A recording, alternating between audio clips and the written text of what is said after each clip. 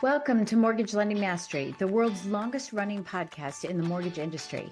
I'm your host, Lady Jen Du Plessis, with over 4 decades of mortgage, real estate, and financial services experience, providing the knowledge you need to advance your mortgage practice quickly and efficiently. Welcome to the show. I'm Lady Jen. I am so happy you took time out of your busy day to join us today. And today I'm with Penelope Jane Smith. Welcome. Hey, Lady Jen. So happy to be here. And I know, it's so exciting. About all things entrepreneurship and money. Yeah. Oh my gosh, we have so much in common. It's so scary. It really is. But yeah, we do different things. You know, isn't it interesting how we landed someplace totally differently? But let me tell everybody about you. You're a premier financial freedom mentor for women entrepreneurs and go-to experts for some of the biggest names in the conscious business industry. She's an acclaimed international speaker and certified trainer with over 20 years of teaching experience, the author of The Little Book of Prosperity, and the creator of Prosperity Coin, the world's first cryptocurrency designed to support financial freedom for women entrepreneurs, which is really, really cool. Her unique magic is supporting women entrepreneurs to become financially free in 5 years or less with 10,000 plus per month in passive income so that they don't have to depend on their business, thank God, right? A job, a partner, the government, or anyone else. And she's an avid real estate investor. So we just need to throw all this stuff in, right? All of these things. And comes from a background of mortgage and real estate. I mean, she's just everywhere. I love it. I'm everywhere. I don't know if I'm as everywhere as you, but I would say there's very few people on the planet that have the same level of depth and breadth of experience that I do. So we can go anywhere with this conversation. I'm ready. Yeah, I love it. Yeah. You know, it's interesting you say that because everyone says you seem to have done, like for me, you seem to have done everything. And I go, no, I've told you, I promise you, I'm not a jack of all trades. I am definitely not a jack of all trades. Okay. So let's start jumping in and let's first talk about, you know, how you got here. You tell it. I'm not going to say it. Tell us a little bit about how you got where you are today, and then we'll dive into some currency and, you know, some tips that you're using now and some ways that you're investing today. Well, I actually have a pretty dramatic financial story. I was teaching in Japan. I came back to the United States, got my real estate license, became a loan officer, and then eventually started like kind of pre-underwriting or processing my own loans, and eventually went on to run that mortgage company, which was connected to a group of real estate franchises. So that was my way of like learning the business, like get paid while I learn.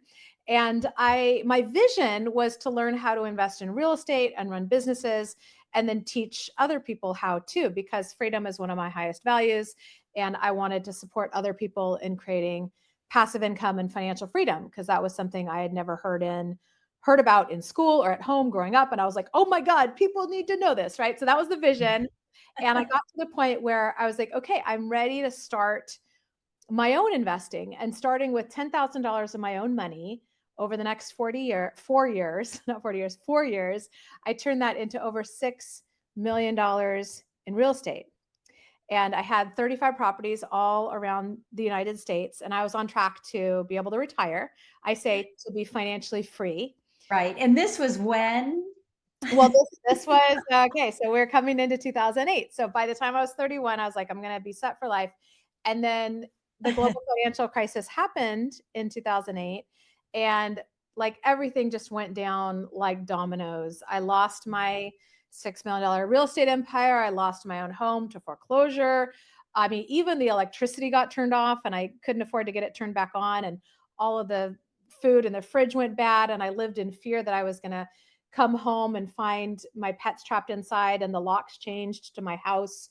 And Jen, I was so masochistic that I went to the foreclosure auction on my own house. Oh my God. And there was this, I don't know what I was thinking. But there was like this little huddle of real estate investor guys, all like older white men. And they were going around, and the guy announced, okay, so this one is in Benicia. And one guy nudges the other like, oh, Bob, you like Benicia, the town that it was in. And they're like, okay, so borrower's name, Penelope. And I'm like, And like that moment, it And you just, were like, you have my name wrong. like, it just hit me like I was just like, oh my God, I am losing my home. Yeah. Say my name right. Like I Right. was like, it just all came Penelope. crashing down emotionally in that Oh moment, my you know? God. I can't even imagine. I can't Yeah. even imagine. So, you were in real estate at that point, right? You were still in real estate. So how did your real estate business, how was that affected by that crunch? I think I might have not, I think I might have stopped doing loans and real estate. I think I'd gotten out of it at that point. Oh, Like okay. my passion business was, seminars and training and coaching, and that's really where like my passion was and where I wanted to go. I've always been a natural teacher and speaker, and I remember having this dream of being on stages, leading life-changing workshops, and I went and I decided to do a workshop. I was like, let me just jump off the cliff and grow my wings on the way down. And so I invited everyone I knew to this little 90-minute workshop. And I had 9 people come and they each paid $10. So I made $90 in my first workshop. And Jen, I was like, I'm living On my dream. I was right. so, so excited. I was so happy. But then I didn't really know where to go from there until I eventually found mentors in that Right. business. So by the time everything crashed, I had transitioned out of being in the real estate business. I was still like managing the managers of my properties and like doing my own Right. portfolio, but I wasn't trying to like do loans or sell houses or Yeah. anything Yeah. like that. Yeah. And You were just trying to create more rev streams for yourself, beyond just the passive income. Now you had another active line, but it was a rev stream to create more passive. it, Yeah. it was really about who I wanted to be in the world and what I wanted to do with myself Yeah. and my life purpose. Like that was the vision, was I was going to learn this industry and then I was going to turn around and teach. And so I felt like I knew enough and I had enough experience at that point that I could turn around and teach. And so that's Yeah. the phase I was on, and my grand plan for my life is like I built Yeah. my empire. Now I'm going to teach other people how to do it. And then my empire crumbled in Oh what my God. felt like overnight. And here I am scrambling and scrambling to find a place to live, Yeah. ultimately forced to declare bankruptcy and having to start all over. And so part of the reason that I'm so passionate about what I do is because I've lived through some people's worst nightmares Right. financially. I wouldn't wish that on anybody. And yet I've harvested so many lessons from the experience, Yeah. that one of the reasons I do this now is I want to help people in general, other women especially, avoid some of the terrible and painful mistakes that I've made so that they don't have to do that. They don't have to go through that. And then also, if you have faced challenges in your life, whether that was a divorce or the real estate crash or whatever it was, then I'm here to support you to pick yourself up and dust yourself off and rise like a phoenix from the ashes. Yeah, yeah, I love it. So, okay, so here's a question I have though. You and I talked about this when we first met, last week or whenever it was. I don't even know. It could have been this week. No. When we were talking, one of the things that we were kind of giggling about, and I've said it several times on, multiple shows that I have, is that as a mortgage lender, when I was a mortgage lender, I found it really odd that mortgage loan officers and real estate agents weren't buying property, Yeah. not investing in their own product. But now, having said that, here you had all this experience, you had experience as a lender, you had experience as a real estate agent, you bought all these properties. Someone who's listening to this is going to say, well, wait a minute. Maybe it is a good idea that I don't invest in property. Maybe I shouldn't invest in property because that happened. So what do you say to them? Because I heard you say, I learned all the lessons so you don't have to, Yeah. right? Yeah. But what do you say to real estate agents, realtors, and loan officers that aren't investing in real estate? Well, I don't think that you have to invest in real estate, but I do think that it's important to invest in something outside of your business. So whether you're a realtor, a loan officer, or A business owner. any Mhm. entrepreneur, the highest ROI you're going to get typically is investing in yourself, Yeah, right? no And in your question. business, like you make that hire, you get that program. It's like, when I finally found mentors in the seminar business, I invested $9,000 in a program teaching me how to lead events. And that first year I made $220,000 that was like almost completely profit. That's like a, you know, 2,400% ROI or something. I mean, Right. it's like, it's an Right. insane, like you can't touch that with just the stock market or even most real estate investments.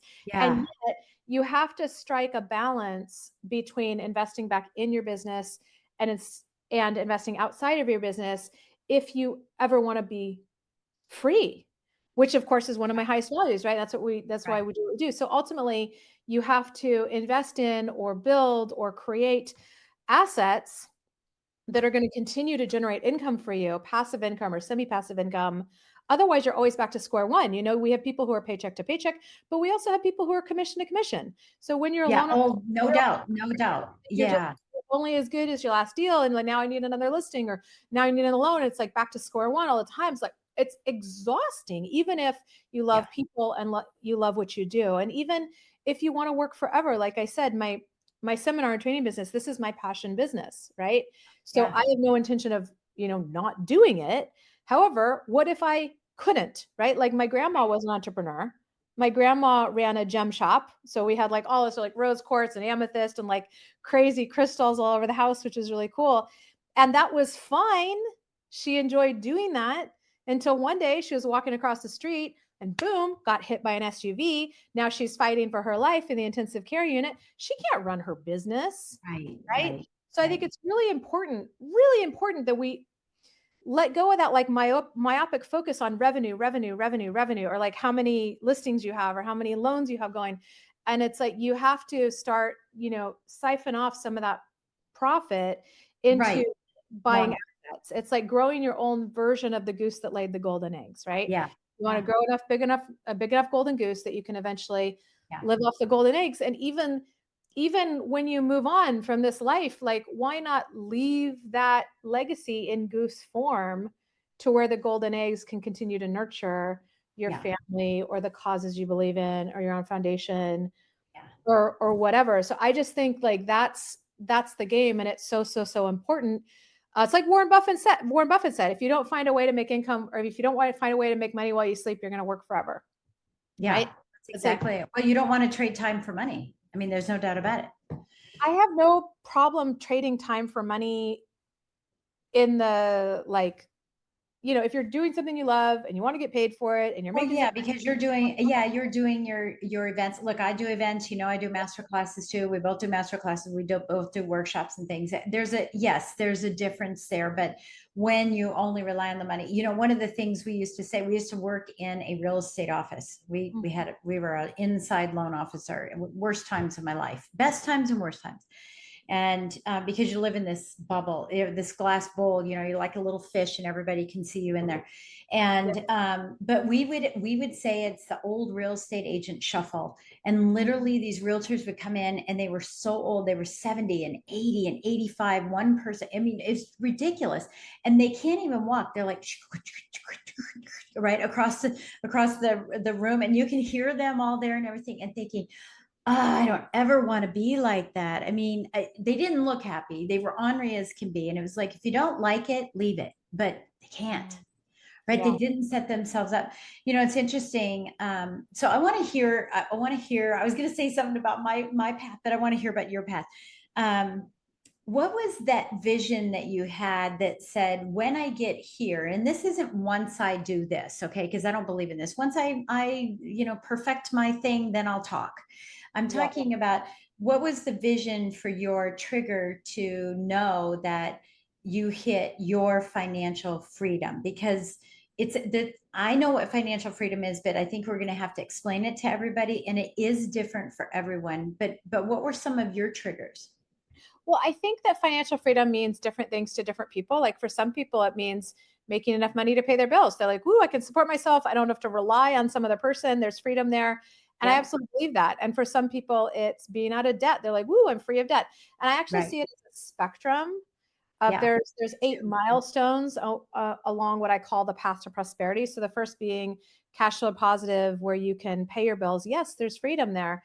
And then the second one, when you don't have any consumer debt that feels like a burden, like, yeah, there's freedom there. Having cash reserves for life's unexpected, whatever, having like a cash cushion, there's freedom there, like investing for retirement, owning your home sprinkler, boom, boom, boom, all the way on up to the 8th milestone, which is mainly what I'm referring to, which is when the passive income from your assets, your investments, more than pays for your lifestyle. So now you're at choice what you want to do with your time, and you don't have to depend on your business or a partner or the Yeah. government or a spouse or an adult child or anyone else for money. So now Right.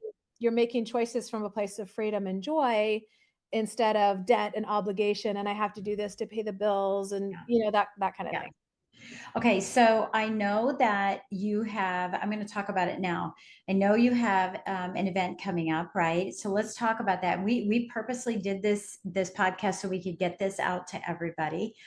So tell us a little bit about what's coming up and what you're going to be teaching, because you're singing my song. You know that, right? You're singing my song with business. I help people, move from working in and on their business so they can live above and beyond their business. And that's where you come in. It's like, okay, we're ready for beyond. What do we want to do? Right. Yeah. So tell us about the summit that's coming up. So I think what you're talking about is Financial Freedom 101, which is a Yeah. 3-day online immersion event. So you can Yeah. attend anywhere in the world. Mhm. And the idea is that in just 3 days, we're going to give you the money skills, tools, and systems that you need to become financially free forever. So we'll put all the money systems together in a map so you can see how they work and interact with your business. So now your business becomes a vehicle not for just generating revenue, which is great. You'll be equipped to make even more money in your business, but more importantly, a vehicle for creating wealth and financial freedom. So if you think about all the time Right. you spent in your formal education, your professional education, is it worth investing 3 days to really get Yeah. this money stuff dialed in so that you have those skills for the rest of your life? That's what that event is about, is giving Yeah. you the financial education you never got at home or in school growing up. And I know for me, when I was getting first my real estate license and then ultimately my broker's license, didn't teach us anything about personal finance. No, Like I could nothing. Even calculate. in the mortgage side, they don't. Yeah, not like how to manage your money. And this is part of why I lost my empire, which Yeah. circles back a little bit to, should people in real estate invest in real estate themselves? So I'm happy to talk about that. But the getting this dialed in, like I learned how to calculate 6%, because that was my commission in real estate, or 1% That's on so funny. loan. That is so funny, Penelope, because I tell everybody all the time, the only part that finance that real estate agents know is 6% of their commission, for their That's commission. it. At But one it's so true. At Yeah. one point, it was like how many feet are in a mile or something. That's another number. It's not finance, but it's like, I'm like, why don't they teach you like investment strategy? No one ever talked to me about that. How about how to manage cash flow? No one ever talked to me about that. And especially if you're in real estate and you are commission to commission, basically, even if you've got a nice pipeline, you have to know how to manage cash flow. I didn't even know that was a thing. I didn't know that was a skill. I didn't know that was a Right. system. Or No for your existence taxes, until right? For your taxes that will not be, even not yeah, even just for taxes, but yeah, managing the cash yeah, that's coming in and when it's going out. Like with my event yeah. business, I would make $60,000 in a weekend, and then suddenly I'd need $3,000 to rent a retreat center, and I didn't have it. And I'm like, I'm making so much money. Where's it going? And like if I had understood how to manage cash flow, Yeah. I Yeah. I don't know if I would have been able to keep my whole real estate empire, but I think I would have been able to keep my house. I definitely would have been able to keep the electricity on. But like I just didn't know what I didn't know, you know? Yeah. Yeah. And now I'm like, "Oh my god." So like if you're in business for yourself, it's so important, especially if you have an event-based business or a commission-based business, which is just mapping out the cash that's flowing in, the cash that's flowing out, making sure you have enough to cover everything. And then, oh, if I want to invest in this program or I want to invest in this piece of real estate, you can see how it affects you. And you can be like, oh, if I do this, I'm going to be $3,000 short in 2 months instead of I need $3,000 today, right? And it's Right. just, I have to tell you, Jen, it's Yeah. changed my life knowing how to do that.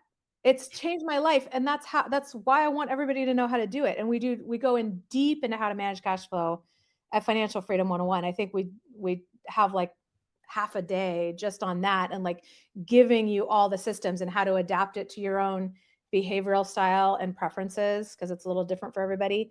But having that system, it is completely life changing. Yeah, love it, love it.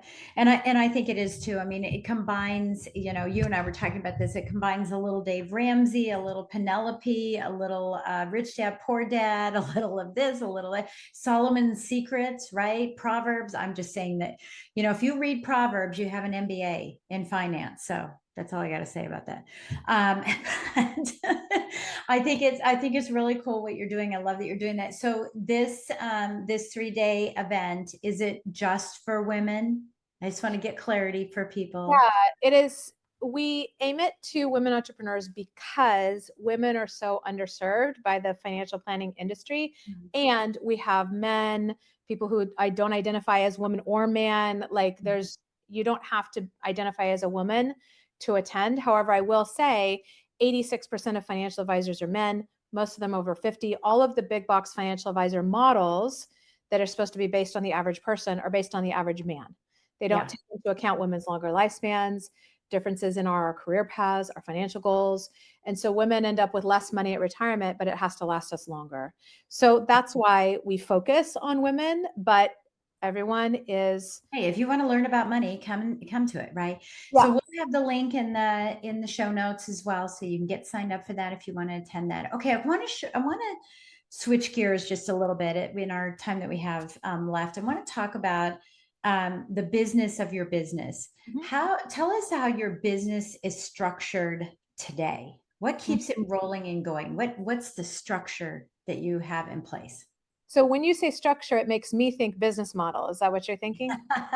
Business model. Yeah, it could be the business model. I mean, the reason I ask it this way is because I want you to answer it the way that you're receiving it. I have 5 people on my team, or, I work 4 days a week, or what I've done is I don't do any private coaching. So you tell us what because there's a lot of business owners who are listening in and saying, should I do this? Should I do that? What should I do? They want to hear what the success is of other people so that they could Sure. model and modify to themselves. Yes, it's Yeah, I know fantastic. you're like, yeah. One of the things you'll learn at Financial Freedom 101, and you'll get the link in the show notes, but one of the things that we go into is your profit plan, your 3-step profit plan, and this is like for any business, you need to think about what is it that you're selling? What is your offer? We want to begin with the end in mind. The end in mind is your offer. So is it that you're going to list their house? Is it that you're going to do their loan? Is it that you're going to sell a package of coaching sessions? Is it going to be that you have a 6-month mentoring program? Is it going to be that you want to sell a bunch of coffee? Like, what are you selling? Like, what Yeah, is it that yeah. people can buy? And it blows my mind. Sometimes people don't know. I had a client who was spending 6 grand a month in Facebook ads, and she wasn't leading to an offer. And she's like, how come I'm not making any money? I'm like, how is this not super obvious? Because you don't have anything to sell. Like, what? I feel like I'm taking crazy pills. On the other hand, of course, people have offers that they don't drive any traffic to. So I've seen it on both sides, right? And so you got to start with, like, how is this business going to be monetized? What is your offer, or what is your offerings? And I like starting with one, like, bread and butter offer, or your premium offer. What's your main thing? I like to focus on optimizing one thing first.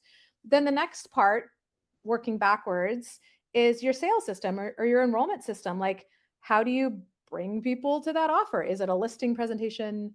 Is it going over to the house and talking about the loan they want? Is it an event? Is it a free consultation? Is it a video sales letter? Like, where does that conversation take place, where they go from being curious about what you do to actually paying you? Yeah, That's your enrollment yeah, system. And yeah. then on the other end, so like reverse engineering, but it's going to be the beginning for them, is your marketing system. What are you doing to get visible in front of your potential clients and bring them into your sales system? So, how are you generating those listing appointments? Or how are you generating people coming to your event? Or how are you generating people signing up for your free consultation? So, that's what I think of as, like, when you have those 3 pieces, that's your business, right? That's your business model. Yeah, So for yeah. us, if you want to model our business model, it's the best business model ever for me, because it allows us to be super generous and also support our team and make plenty of money. And so it's like win, win, win, win, win, win, win. Like, everything feels good all the way around.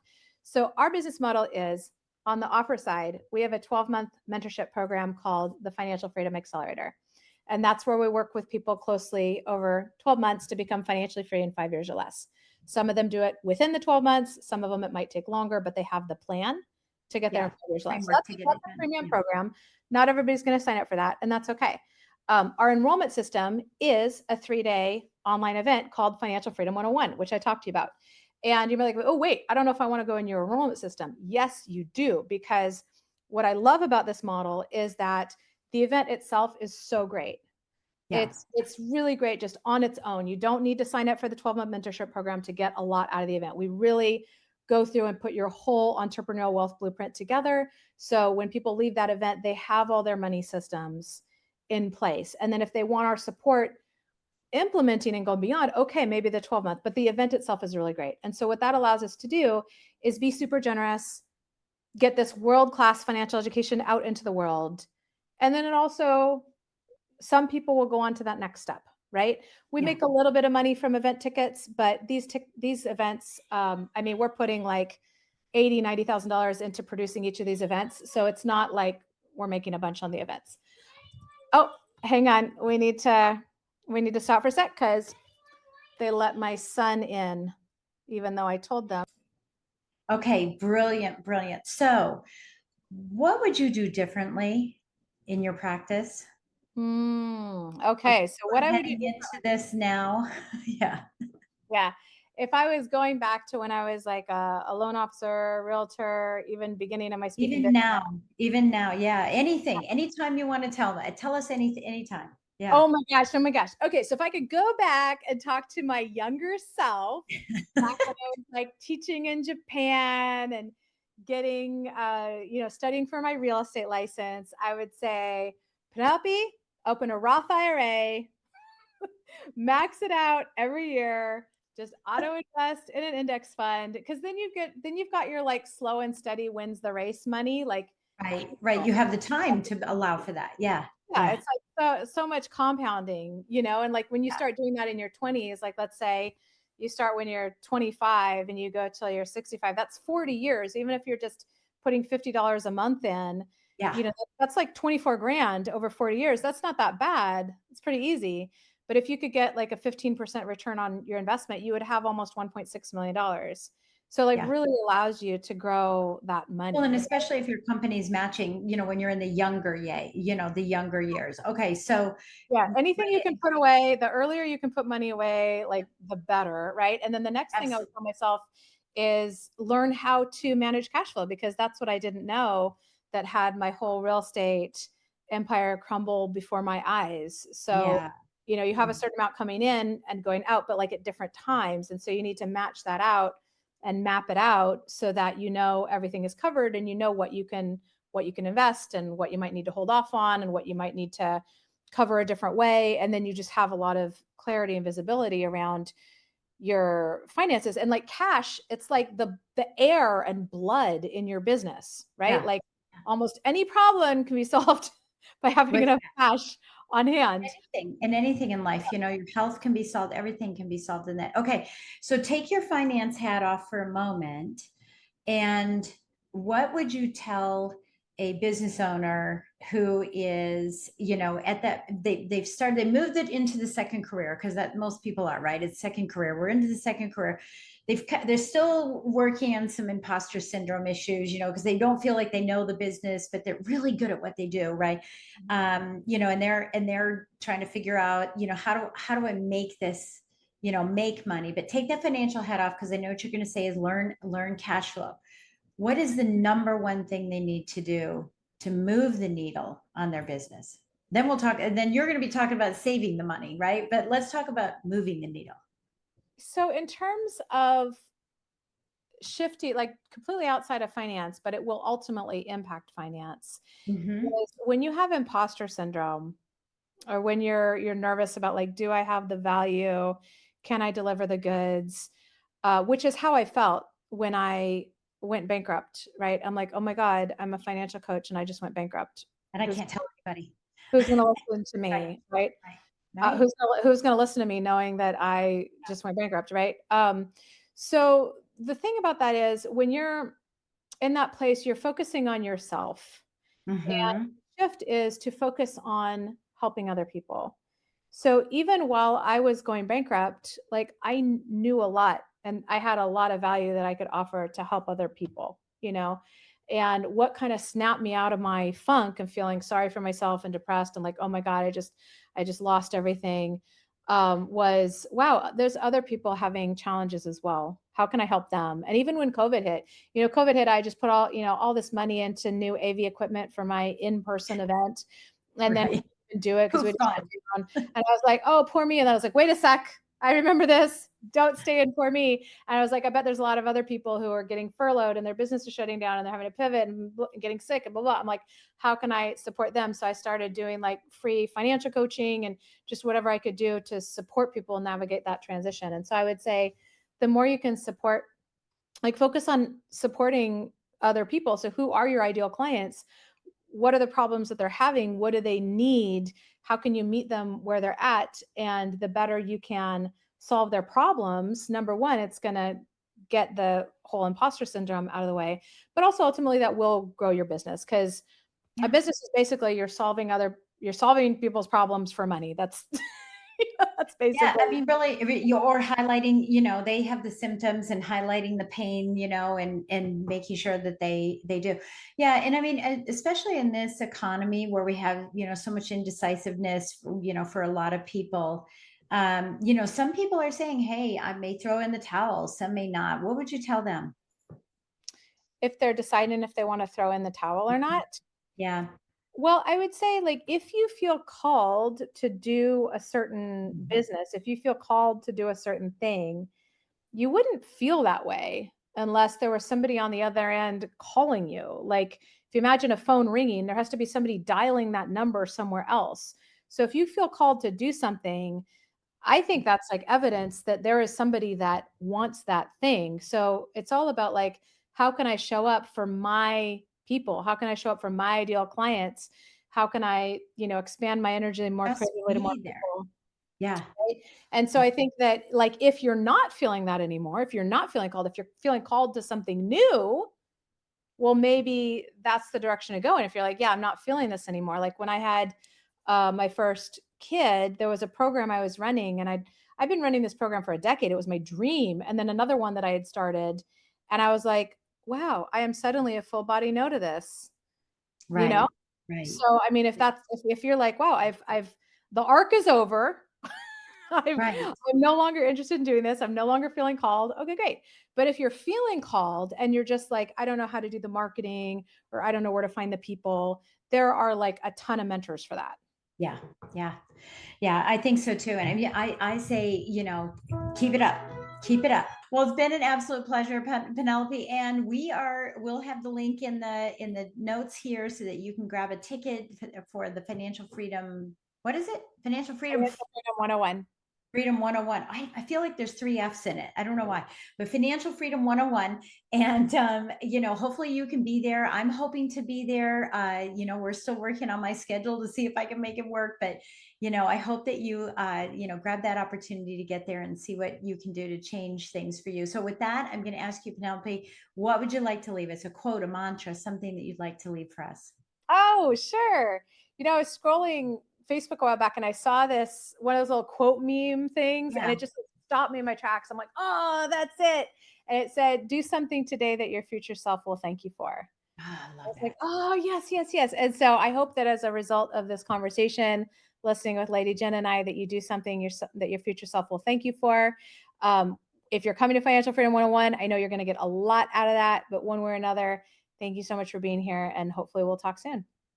Awesome. Beautiful. Beautiful. Thank you so much, Penelope. I look forward to seeing you really soon. And I wish you all the best of luck in your 3-day event.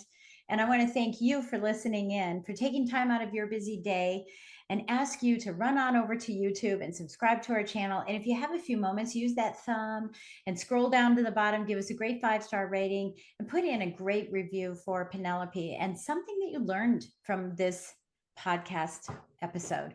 And so until then, we will catch you on the next episode. I'm Lady Jen Du Plessis.